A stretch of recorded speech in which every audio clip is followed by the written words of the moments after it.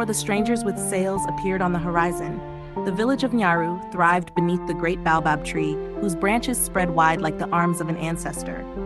The people were herders and farmers, living close to the rhythm of the earth.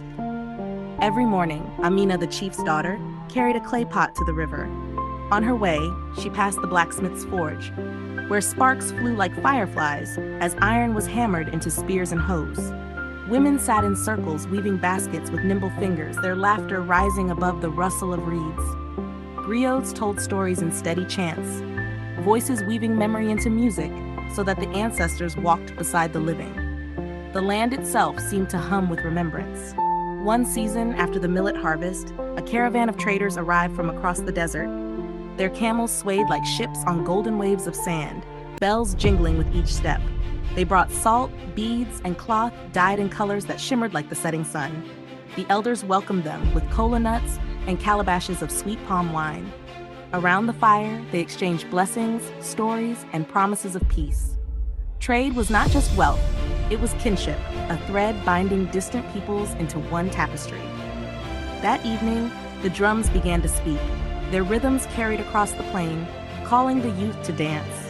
Young warriors leapt into the dust, stamping in unison until the earth itself seemed to beat like a heart. Sparks from the fire rose into the night as the griot lifted his voice. We are like the river, flowing, giving, carrying stories from one generation to the next.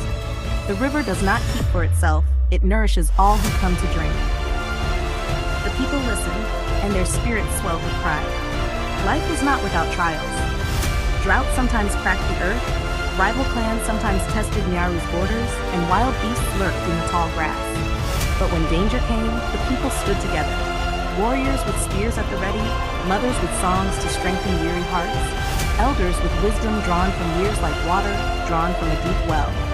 Unity was their shield.